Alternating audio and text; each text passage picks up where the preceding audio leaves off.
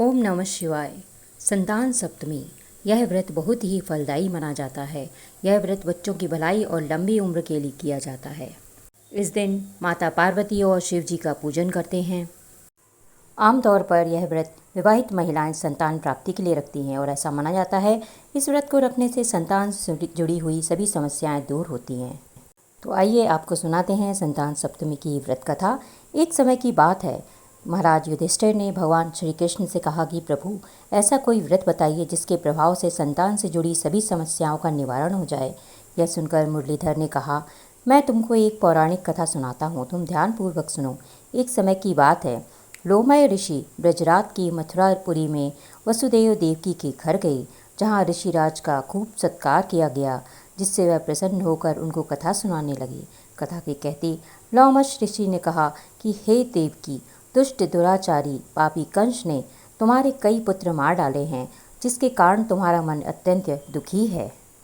इसी प्रकार राजा नहुस की पत्नी चंद्रमुखी भी दुखी रहा करती थी, किंतु उसने संतान सप्तमी का व्रत विधि पूर्वक और भाव के साथ किया, जिसके प्रभाव से उसके संतान का सुख प्राप्त हुआ। यह सुनकर देवकी ने हाथ जोड़कर मुनि से कहा, हे ऋषिराज, कृपा करके रानी चंद्रमुखी का संपूर्ण वृत्तांत तथा इस व्रत को विस्तार सहित कहिए, जिससे मैं भी इस दुख से छुटकारा पाऊं। तब लोमय ऋषि ने कहा, हे देवकी, अयोध्या के राजा नहुस थे, उनकी पत्नी चंद्रमुखी अत्यंत सुंदर थीं। उनके नगर में विष्णुगुप्त नाम का एक ब्राह्मण रहता था। उसकी स्त्री का नाम भद्रमुखी था। वह अत्यंत रूपमती सुंदरी थी। रानी और ब्राह्मणी में अत्यंत प्रेम था। एक दिन वे दोनों सरयू नदी में स्नान करने के लिए गईं। वहां उन्होंने देखा कि अत्यंत बहुत सी स्त्रियां सरयू नदी में स्नान करके निर्मल वस्त्र पहनकर एक मंडप में शंकर एवं पार्वती की मूर्ति स्थापित करके पूजा कर रही हैं। रानी और ब्राह्मणी ने यह देखकर उन स्त्रियों से पूछा कि बहनों, तुम यह किस देवता का और किस कारण से पूजन व्रत कर रही हो? यह सुन स्त्रियों ने कहा कि हम संतान सप्तमी का व्रत कर रही हैं और हमने शिव पार्वती का पूजन चंदन अक्षत आदि से षोड़ सूचर विधि से किया है। यह सब इसी पुनीत व्रत का विधान है। यह सुनकर रानी और ब्राह्मणी ने भी इस व्रत को करने का मन ही मन संकल्प किया और घर वापस लौट आईं। ब्राह्मणी भद्र तो इस व्रत को नियम पूर्वक करती रही, किंतु रानी चंद्रमुखी राजमद के कारण कभी इस व्रत को करती, कभी न करती, कभी भूल हो जाती। कुछ समय बाद दोनों मर गईं। दूसरे जन्म में रानी बंदरिया और ब्राह्मणी ने मुर्गी की योनि पाई। ब्राह्मणी मुर्गी की योनि में भी कुछ नहीं भूली और भगवान शंकर तथा पार्वती जी का ध्यान करती रही। उधर रानी बंदरिया की योनि में सब कुछ भूल गई। थोड़े समय के बाद दोनों ने यह देह त्याग दी। अब इनका तीसरा जन्म मनुष्य योनि में हुआ। उस ब्राह्मणी ने एक ब्राह्मणी के यहाँ कन्या के रूप में जन्म लिया। उस ब्राह्मण कन्या का नाम भूषण देवी रखा गया तथा विवाह गोकुल निवासी अग्निशील ब्राह्मण से कर दिया गया। भूषण देवी इतनी सुंदर थी कि वह आभूषण रहित होते हुए भी अत्यंत सुंदर लगती थी। कामदेव की पत्नी रति भी उसके सम्मुख लजाती थी। भूषण देवी के अत्यंत सुंदर सर्वगुण संपन्न चंद्रमा के समान धर्मवीर कर्मनिष्ठ सुशील स्वभाव वाले 8 पुत्र उत्पन्न हुए। यह सब भोलेनाथ के व्रत का प्रभाव था। दूसरी ओर शिव विमुख रानी के गर्भ से कोई भी पुत्र नहीं हुआ। वह निसंतान दुखी रहने लगी।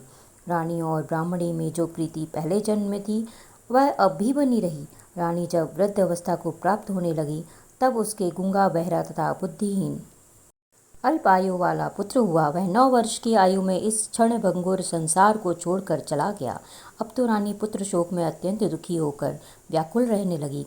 दैवयोग से भूषण देवी ब्राह्मणी रानी के यहाँ अपने पुत्रों को लेकर पहुंची। रानी का हाल सुनकर उसे बहुत दुख हुआ, किंतु इसमें किसी का क्या वश, कर्म और प्रारब्ध के लिखे को स्वयं ब्रह्मा भी नहीं मिटा सकते। रानी कर्मच्युत भी थी, इसी कारण उसे दुख भोगना पड़ा। इधर रानी पंडितानी के इस वैभव और 8 पुत्रों को देखकर उसके मन में ईर्ष्या करने लगी तथा उसके मन में पाप उत्पन्न हुआ। उस ब्राह्मणी ने रानी का संताप दूर करके निमित्त अपने 8 पुत्र रानी के पास छोड़ दिए। रानी ने पाप के वशीभूत होकर उन ब्राह्मण पुत्रों की हत्या करने के विचार से लड्डू में विष मिलाकर उनको खिला दिया, लेकिन शिव जी की कृपा से एक भी बालक की मृत्यु न हुई।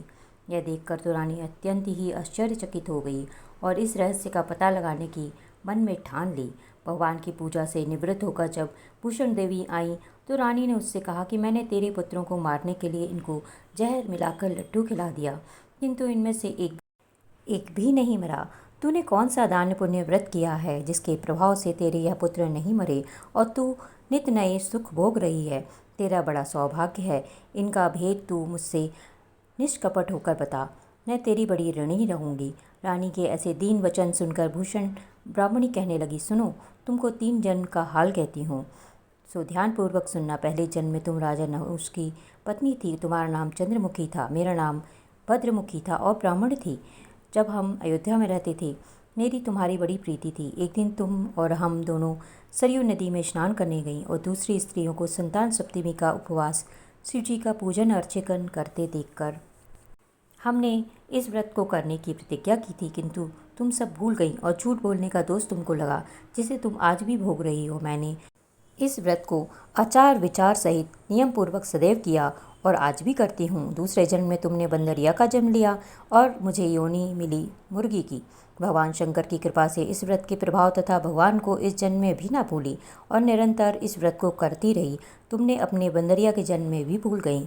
मैं तो समझती हूँ कि तुम्हारे ऊपर यह भारी संकट है, उसका एकमात्र यही कारण है और दूसरा कोई इसका कारण नहीं हो सकता। इसलिए मैं कहती हूँ कि आप जब भी संतान सप्तमी के व्रत को विधि संयमित करें, जिससे यह तुम्हारा संकट दूर हो जाए।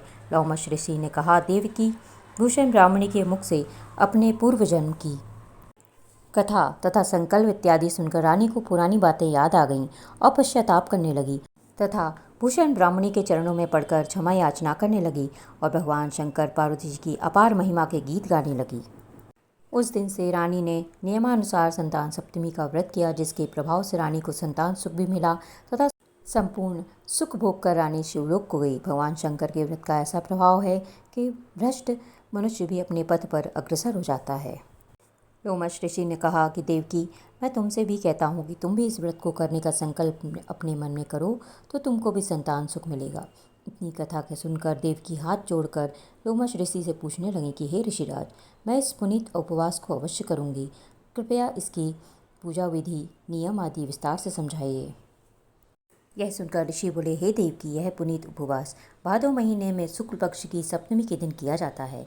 इस दिन ब्रह्म मुहूर्त में उठकर किसी नदी अथवा कुएं के पवित्र जल में स्नान करके निर्मल वस्त्र पहनने चाहिए। श्री शंकर भगवान तथा जगदम्बा पार्वती जी की मूर्ति की स्थापना करनी चाहिए।